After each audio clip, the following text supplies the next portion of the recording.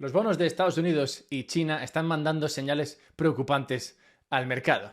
Empezando por Estados Unidos, vemos que el interés que pagan sus bonos viene marcando máximos cada vez más bajos, es decir, el mercado está invirtiendo en ellos con cada vez más ganas y más dólares.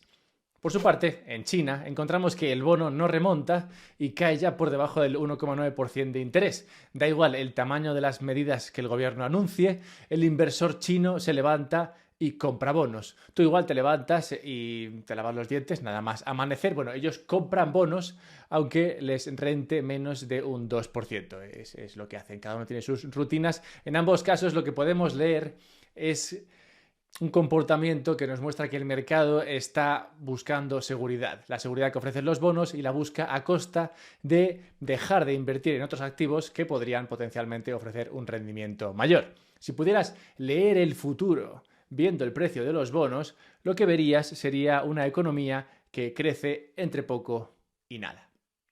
Este es el escenario que nos muestran y es un poco también lo que se ve apoyado por el gráfico de crecimiento de PIB global y apetito por el riesgo, que está más flojo que tu cuenta en enero. Pero, ¿qué implica esto para la economía global? Las acciones, tus indexados. Pues no lo sé, seguro que en otro vídeo de YouTube lo analizan. Aquí, hoy lo que vamos a hacer es hablar de los bonos de otro país. Un pequeño estado escondido en la selva de América del Sur entre Honduras y Guatemala. El Jodleador, el Salvador. Este pequeño país que adoptó Bitcoin como moneda de curso legal tiene una historia de superación al nivel de la Champions lograda por el Madrid en 2022. La épica se encuentra escrita en su mercado de bonos y nos va a permitir entender qué puede pasar con los mercados de bonos de los grandes países soberanos en los próximos años, así que adentrémonos en ella. Dale like si tú también lloras de emoción a veces viendo el mercado de bonos, y vamos al lío.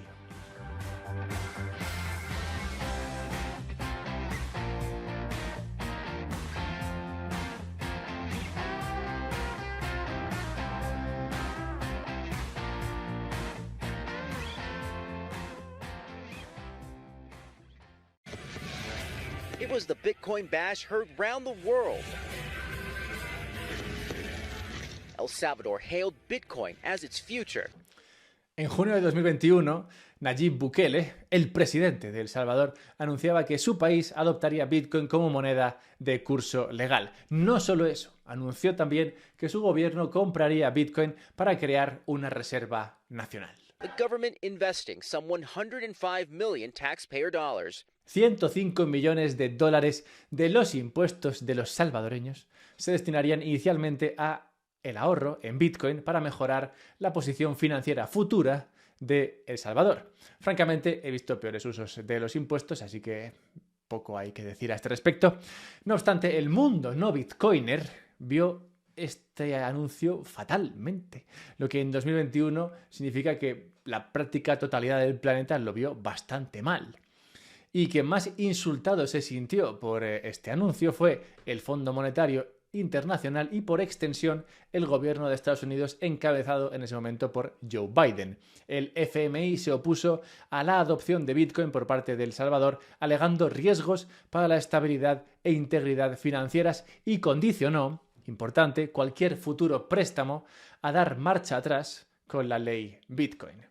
Esto fue un palo a la situación financiera de El Salvador, que no era de por sí muy boyante en ese momento, y además se antojaba por el mercado dependiente de estos préstamos, de los préstamos del FMI. Así que la desaparición de esta posibilidad hizo que la quiebra de este país pareciese asegurada.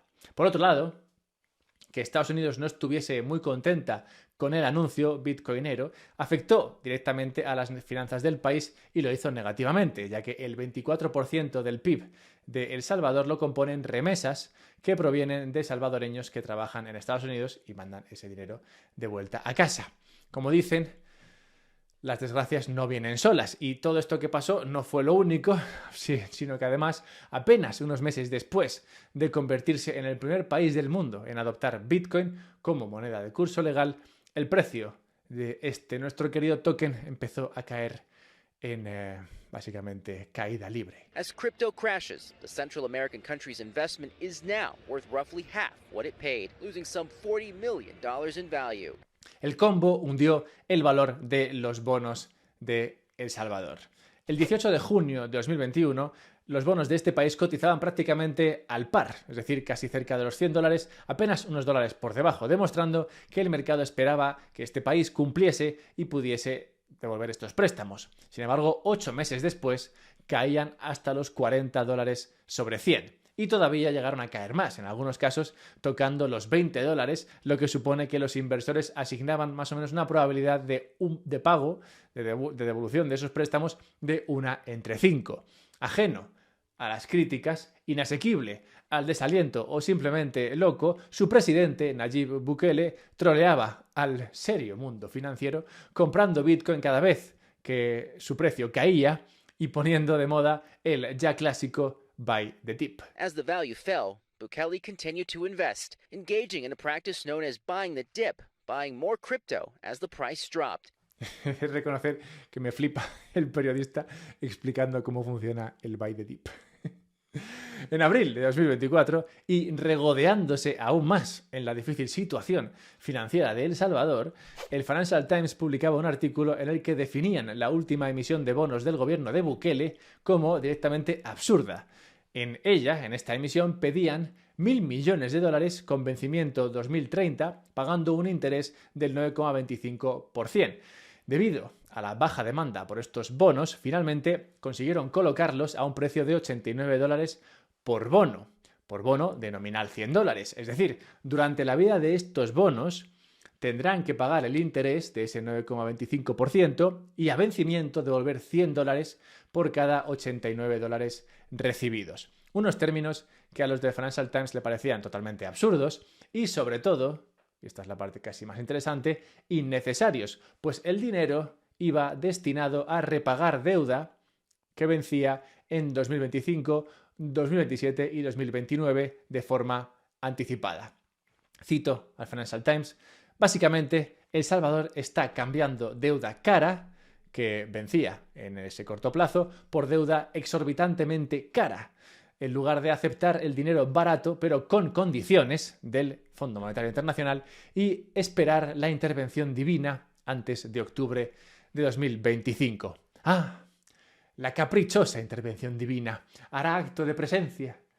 Pues antes de verlo, puede que te encuentres en una situación parecida a la que está El Salvador, buscando cómo guardar unos cuantos miles de euros que tengas en Bitcoin y no te sientas muy a gusto custodiando esto en casa. La custodia de Bitcoin puede ser un quebradero de cabeza, sobre todo si no eres una persona que se sienta cómoda gestionando esto o simplemente guardando miles de euros en casa, donde pues igual no te sientes tú tranquilo. Entonces, para solucionar este problema, se inventó un servicio como el de OnRamp, que ofrece la custodia de Bitcoin de manera que externalices este servicio a un tercero. Pero no a un tercero, porque dejarle tu Bitcoin a un tercero no es nunca una buena idea. O sea, si tienes Bitcoin en una bolsa, es decir, en un tercero, no es un planazo. Lo que montó OnRamp fue, para evitar este riesgo, montárselo de tal manera que fuesen 3 terceros los que crean un monedero multifirma, en este caso 3 empresas dedicadas a la protección y a la custodia de Bitcoin. Bueno, estas 3 empresas crean un monedero multifirma de manera que tú eres siempre el que controla ese Bitcoin y estas 3 empresas lo único que tienes cada una firma y necesitan de tu aprobación y tus términos, tus condiciones, como el FMI poniendo condiciones, para que ese Bitcoin se mueva. Así que si te interesa un servicio que te permita custodiar gran cantidad de Bitcoin, o al menos una cantidad importante para ti, de manera que no tengas que ser tú quien lo custodia directamente, te invitaría a mirarte lo de OnRamp, y si lo haces, usa el código UPSB para recibir $250 al darte de alta en su servicio. Bien, sigamos. Pues la pregunta que tenemos que hacernos ahora es: ¿pudo remontar El Salvador a pesar del rechazo del Fondo Monetario Internacional y de tener al gobierno de Estados Unidos en contra, y esa situación en los bonos tan tétrica? Después de la experiencia cercana a la muerte vivida a mediados de 2022, los bonos de El Salvador empezaron a remontar y en las últimas fechas han recuperado la paridad, en lo que ha sido ciertamente una experiencia. No sé si divina, pero al menos extraterrenal. Entre las razones que se han llevado o que han llevado a la recuperación está el giro a la situación social que se ha vivido en El Salvador, que ha convertido al país en uno de los más seguros del planeta, la mejora de las perspectivas económicas y también, mal que les pese a los del Financial Times, la recompra anticipada de deuda a corto vencimiento, como esa que vencía en los próximos años, a una costa de peores condiciones en bonos que vencen a mayor plazo, a más largo plazo.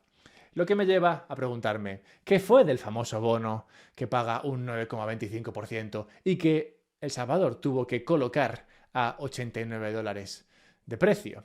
Pues resulta que ha sido una inversión brutal. Hoy día este bono cotiza a $107, es decir, por encima del par, bastante por encima del par, y sigue pagando ese 9% de interés. Ha subido en total un 19% en tan solo 8 meses, dando una rentabilidad anualizada del 30%. O sea, cualquiera que hubiese comprado este bono dedicándose a la compra de bonos soberanos habría triunfado. Ya está. Porque en los bonos soberanos meterte esta rentabilidad es prácticamente imposible.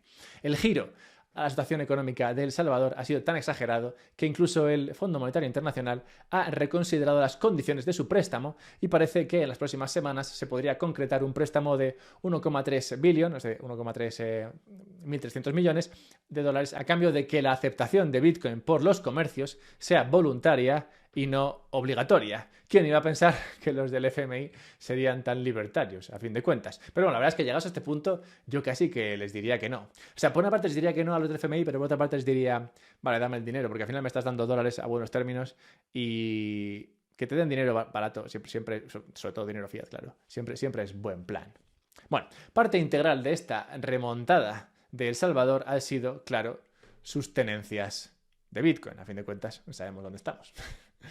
Todos estos dips que el gobierno de El Salvador compró les han permitido acumular 6.150 Bitcoin, que actualmente son unos 600 millones de dólares. Si esa cantidad parece poca cosa, es bueno verla en términos relativos.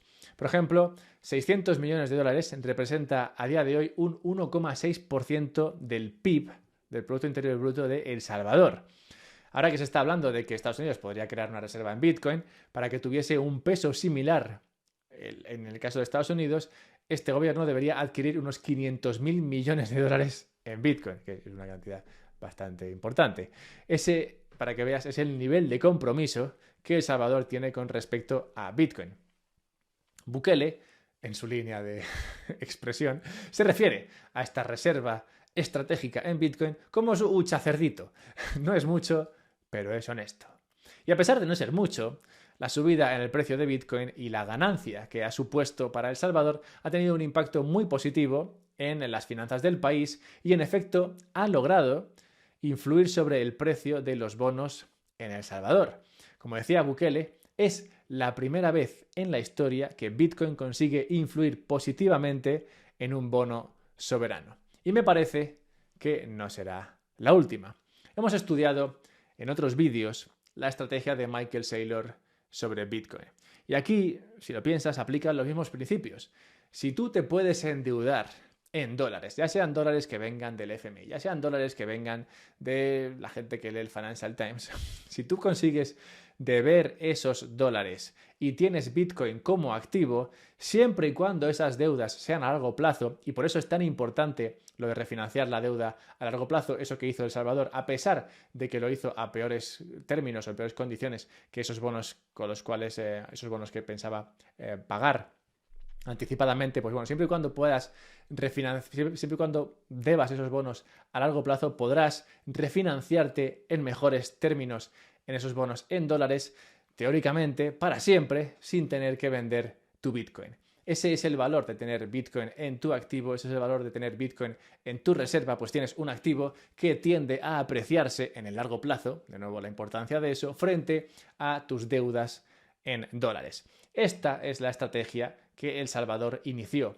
en 2021 y solo ha necesitado 3 años para beneficiarse de ella. Hemos visto cómo se enfrentó a el FMI, se enfrentó a Estados Unidos, se enfrentó prácticamente a más de medio planeta simplemente por decidir seguir el camino de atesorar Bitcoin y no solamente eso, sino de adoptarlo como moneda de curso legal. Y, como digo, ha necesitado tan solo 36 meses en darle la vuelta a la situación. Una situación que se puso muy fea cuando todo el mundo se puso en su contra. Y viendo esto, teniendo en cuenta que todos los países, todos, cuando digo todos es que son todos los países del planeta, todos los países y todas las personas y todas las empresas del planeta compiten por obtener dólares en mejores condiciones. Bueno, pues vista la experiencia de El Salvador, vista su supervivencia frente a la adversidad, visto que no es tan malo enfrentarse a instituciones como el FMI y lo cosechado con su inversión en Bitcoin, me pregunto, y creo que no soy el único, ¿qué país será el siguiente en hacerlo? Y antes de cerrar este mañanero, déjame simplemente recordarte un par de cosas. La primera, que te puedes suscribir a la newsletter y así recibes un mail mío los sábados. Para este sábado tengo, como digo, un par de temas que mañana se votarán porque me gusta daros a elegir. Habrá un tema que tendrá que ver con el emprendimiento y con Masayoshi Son y con... Bueno, no sé, estaba escuchando el otro día un resumen de un libro que hablaba de... No me acuerdo muy bien de qué hablaba, pero bueno, hablaba de Masayoshi. Bueno, es un libro, una biografía de Masayoshi-san, no sé si lo conoces, bueno, pues ese tipo. Y también escuché otro de otro tipo que hablaba de la historia del dinero y luego no era capaz de enganchar la idea de inflación con la caída del Imperio Romano. Bueno, cosas increíbles que acabas escuchando. Pero bueno, el caso es que escribí un artículo y lo puedes recibir si te suscribes a la newsletter en la página web unpodcastbitcoin.com. Y si quieres custodiar Bitcoin, antes he hablado de OnRamp, si quieres externalizar la custodia, pero si quieres hacerlo por ti mismo, puedes hacerlo. Y Bitbox es para mí un servicio ideal para hacer esto. Bitbox vende estos dispositivos que son como un pequeño USB con el cual tú puedes trastear y montarte tu propio monedero de Bitcoin. Es más, puedes montarte tu propio multifirma, como lo hace OnRamp, pero esto hacerlo tú contigo mismo y tus amigos, y montarte tu propio multifirma con Bitbox. Comprarte una de estas es muy rápido, muy barato, en un segundo lo tienes. Si estás aquí en Europa te llega en un par de días y puedes recibirla además con un descuento si usas el código que está en la descripción o en el comentario fijado, UPSB, siendo este código por si no te quieres ir hasta allí a leerlo.